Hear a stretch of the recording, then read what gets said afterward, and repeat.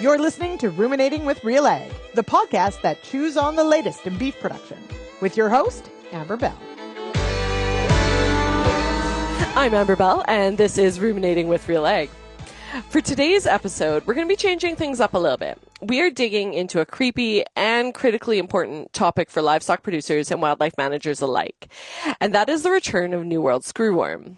So we're actually going to be listening into a conversation that happened between Bloomberg's Madison Darbyshire and RealAgriculture's Lyndsey Smith as they unpacked what this flesh-eating parasite is, how it devastated North American herds in the past, and why suddenly now it's back on the radar. They talk about how close the screwworm is to the U.S. border, the costly and complex battle it's been to contain it, and what's at stake if it actually breaks through. From sterile fly programs in Mexico to federal funding and red tape, this is a conversation you don't want to miss. I'm Lyndsey Smith. Thank you for joining me here on RealAg Radio and RealAgriculture.com. I am super excited about this conversation about to happen because it's kind of disgusting, but also fascinating, which is kind of my bailiwick. Anyway, joining me is Madison Darbyshire. She's the senior writer with Bloomberg Weekend. Welcome here, Madison. Hi, Lyndsey. Thanks for having me. Now, I'm sure there are people who are wondering, what the heck? What are we talking about? We are talking about New World Screwworm. And that's important to say New World because there is an old world. But Madison, you've been reporting on the finding of New World Screwworm, the impacts of it, how we even got here for quite some time. And I want to sort of just start there to sort of lay the groundwork for our listeners. What got you onto this story? And what has this journey been like covering New World Screwworm? Oh, gosh. Well, I got onto the story because I was having a conversation with a rancher in South Texas near the Rio Grande Valley. We were talking about hunting and conservation and the difference between invasive species there, what they call exotics, but other people might call invasives. And I asked him just what else was on his mind. And he said, oh, the return of the New World screwworm is really deeply concerning to ranchers in Texas. And I was like, excuse me, what are you talking about? What was so interesting to me is, he explained it. He said it's a flesh-eating parasite that eats animals from the inside out. It was the biggest agricultural blight in America for decades from the 1930s. It changed everything about the landscape of the American South. It covered California to Florida, and absolutely nobody under the age of 65 had ever heard of it. And I was so blown away by the fact that we had just collectively forgotten about this thing that had had such a profound impact on our agricultural industry. And I really wanted to learn more. And the more I learned, the more I started to feel like maybe it was both a really interesting historical story about how we dealt with it and how we kind of eradicated it from the U.S., but also how it came back and how we forgot about it. One of the reasons that the screwworm has been able to gain so much momentum in Central America in the last few years is in large part because very few people operating in the cattle industry and wildlife industries today has ever seen it. It's just, we had all this time to forget about the screwworm.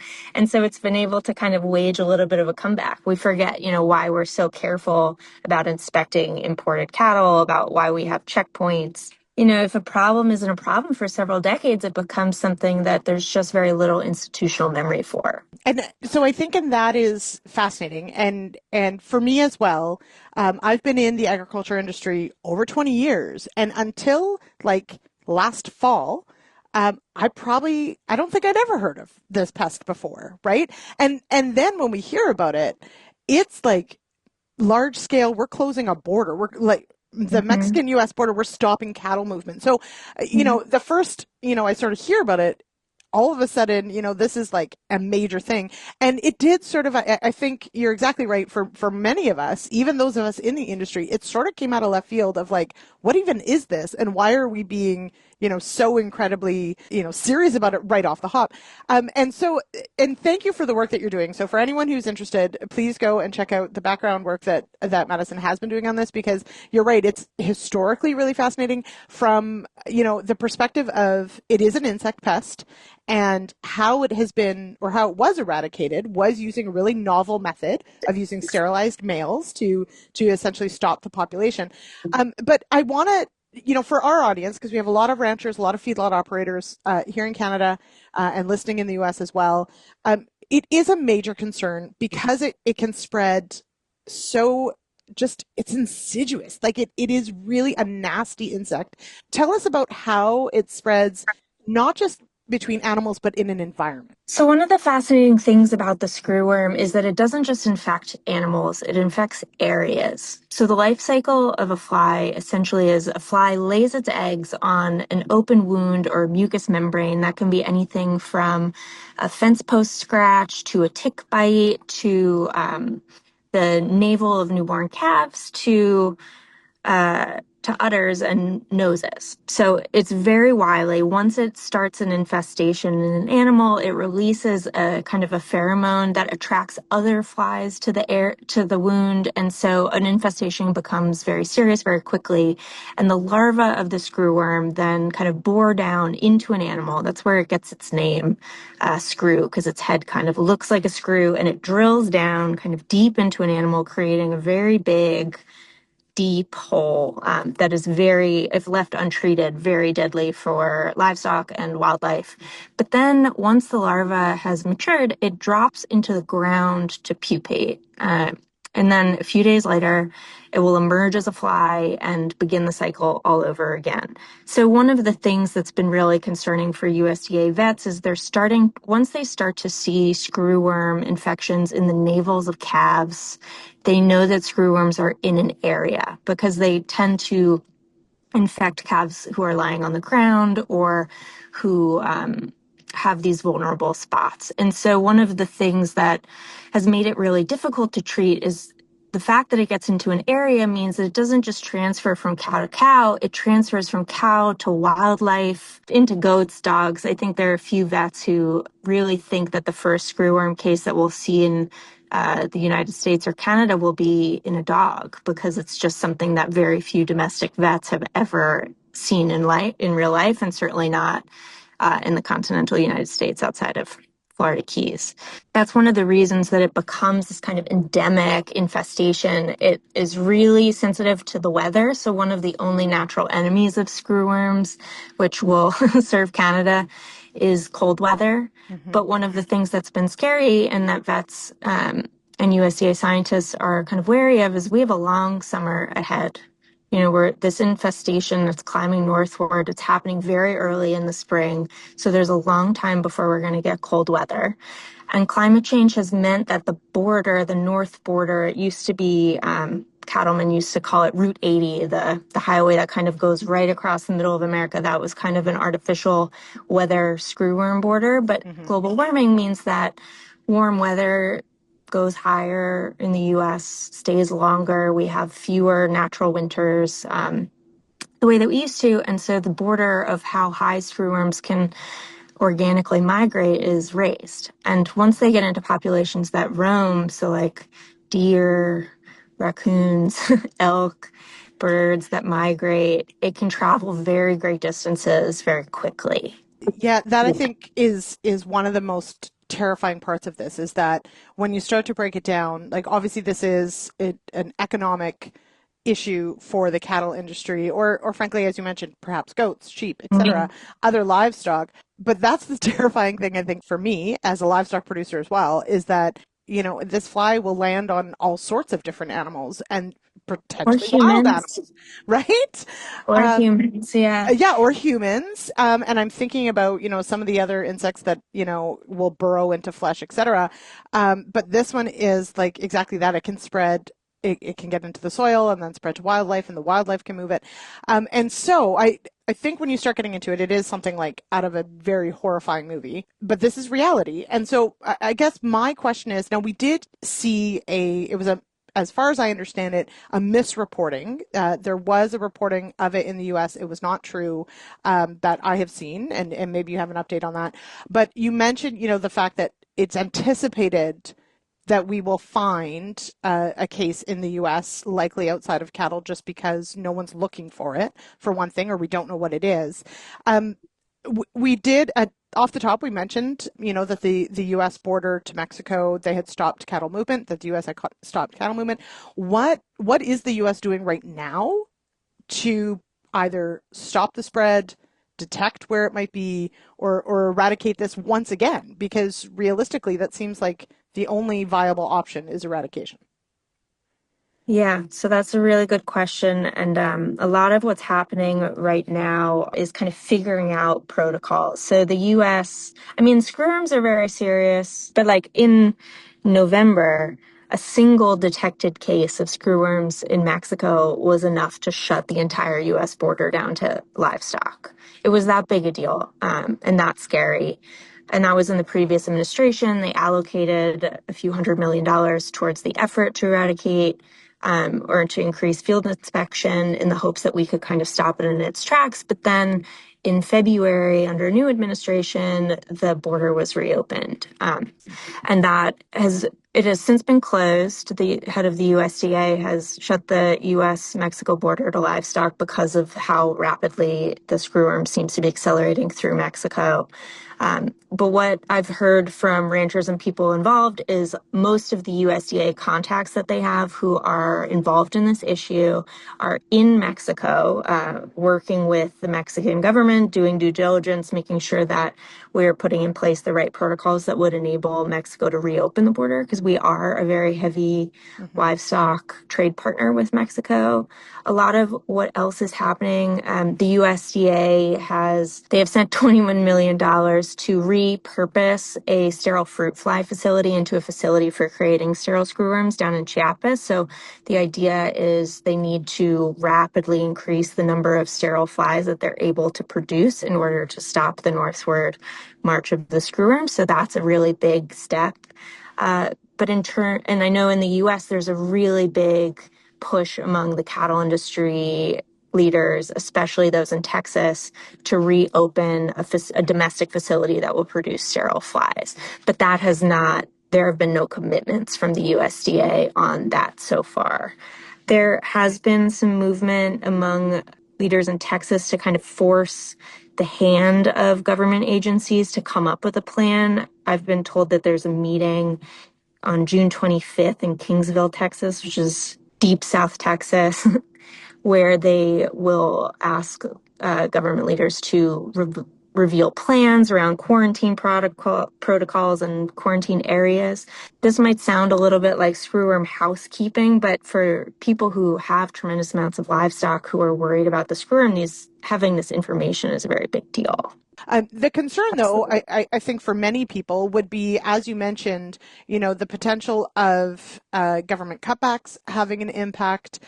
There's also, of course, the relationship between Canada, the US, and Mexico working together on some of these things. I think within the industry, we see so much collaboration, but within governments, not everything is rosy right now. So what have you found in the conversations between, let's say, Mexico and the US, sorry, when it comes to the politics and the policies of trying to get this under control? Are Mexico and the US on the same page, or is it oppositional right now? Most of the action that we're seeing right now around the screwworm is operational. In terms of the geopolitical climate, it's really interesting. Mexico and the US are both on the same page in terms of the screwworm, in that nobody wants the screwworm to come back and nobody wants it to be endemic again. Mexico has a huge cattle industry also. It takes a ton of money and labor to try and combat the screwworm. Nobody's interested in full-fledged screwworm return. But the US and Mexico, especially in the last year, have had a very challenged relationship, particularly around the migration of people. And Mexico has responded to some of the heavier-handed approaches by the USDA with frustration. They don't want to feel like they're being made supplicant in this process. They don't want to be told what to do. They want to be equal partners. And in the 60s, when the U.S. was working with Mexico to push the screwworm further south, it was very much seen and written into law as a partnership between the two countries. And those words have not really been used in the discourse around the screwworm now. It's much more the USDA saying, well, if we don't do this, we're going to shut the border down. And we've been frustrated. I know a lot of people who work on the issue, who work with Mexican partners, have been a little bit frustrated about what they feel is a lack of urgency around the screwworm and kind of issues with bureaucracy. And part of that is the same issues that we're seeing in DC right now, which is that rural issues are hard to get play in government for, and most people who are in positions of public policy right now do not know or remember the screwworm. It is not something that there's a ton of institutional memory for, both in agriculture communities, but also in lawmaking communities. So we've seen Mexico really respond to the US in the last few weeks, and people feel much more optimistic about the way things are going, but there are still huge logistical hurdles for all countries involved in terms of just the number of screwworms that we have, a number of sterile flies that we have access to production for, and the means of distribution. And I mean, to just put it in context, the US-Mexico border, which we used to cover with sterile flies, is 2,000 miles long. It's pretty Yeah. huge. And at the time, pushing screwworms south through the funnel of Mexico took kind of daily average of over 500 million sterile flies being dropped out of planes constantly over the land. And the max production that we have right now is about 150 million coming out of Panama. And it looks Yeah. like we're only going to add a few hundred with the new facility in Mexico, and that might take a while to come online. So we are kind of fighting what some have described like a wildfire. We are kind of fighting a wildfire with Yeah. buckets at the moment. I guess that's I think an important point here is that obviously eradicating this pest was a multi-pronged approach. It wasn't, but the sterile male flies play really, they do the heaviest lift, but it is not a one and done. It is not a like one season and you're good. Like it was when it was eradicated last time, like it was a continual push to It took, push this pest south. it took decades. The Yeah. the idea for the sterile flies was conceived in the late 1930s, and it didn't become something that ranchers really felt on the ground was making a difference until the 60s. And then it was a battle from the 60s and the 70s to kind of push every year the screwworm south, reduce the numbers, try and push them like through Texas down into Mexico. We didn't declare the US screwworm free until the 1980s, the early 1980s. So Yeah. I talked to one, leading USDA veterinarian, and he was like, I think it's going to take 10, 20 years to get us back where we were. And there were a lot of older ranchers in that room who were profoundly sad because they Yeah. remembered a childhood spent relentlessly battling back the screwworm, treating herds, roping calves all day, every day. They describe it as steady work in a very rancher way. But they were really frustrated that we're in a position where we're going to have to do that on some level again, because this is something, I mean, you see it a little. One of the ranchers was also a country medical doctor, and he said to me, he said, really, my heart's broken because you see the screwworms coming back and the measles coming back into Texas. And these were things that we had very effective solutions Yeah. for, and we forgot. We Yeah. forgot how bad it could get, and we kind of let our guard down a little bit, and now we're dealing with it. Why can't America remember its successes? And that's an interesting psychological question, I think, about, American optimism and how hard it is for us to kind of maintain this paranoia about the past that is in some ways really essential for maintaining equilibrium. Like, maintaining solutions is always an active process. You can't, Mhm. it's not a set it and forget it. And I think it is a really key point. And again, as a livestock producer, that vigilance of staying on top of these pests. I mean, this is a biological entity, so it is going to move and evolve and all those things. And I can just imagine those ranchers who, exactly that, had that steady work. When you're trying to fight a pest, whether it's an insect pest or a disease or whatever, it's a grind, right? Like you can't let your guard down because Mhm. nature will just capitalize on any sort of gap in your management. And I know in your work you have sort of outlined the cost of this is that, it's not just about trying to eradicate or limit this spread of this screwworm. It's about, the cost of treating cattle, of condemned carcasses, of, all of even just the closing of the border means we've got to redirect cattle places and that all adds costs. So this is a huge drain on even the economic, like on our ranchers and our feedlot operators to have to manage something like this. So, And one of the things that I know veterinarians have been saying to me and feeling quite frustrated with is this is just one more thing that mhm, farmers and ranchers are dealing with. mhm, But one of the things that they talk about a lot, and I know the TSCRA, the Texas Southwestern Cattle Raisers Association, has been working on is just vet awareness, making sure veterinarians know what they're looking for, what could be coming, because one of the things about the screwworm is just being able to spot it quickly right. and be able to treat it quickly.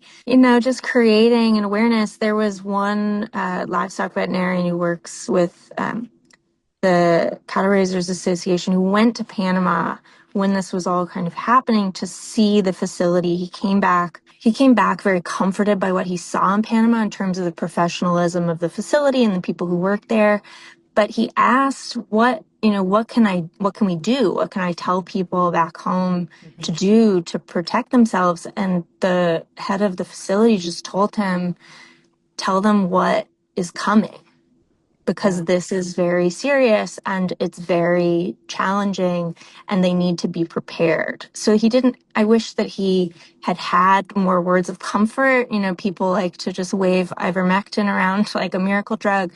But really, this is something that's going to require a lot of patience and a lot of money to course correct. I guess that's in my mind is like what happens now, right? In that Panama is still, as you mentioned, making these sterile flies, etc.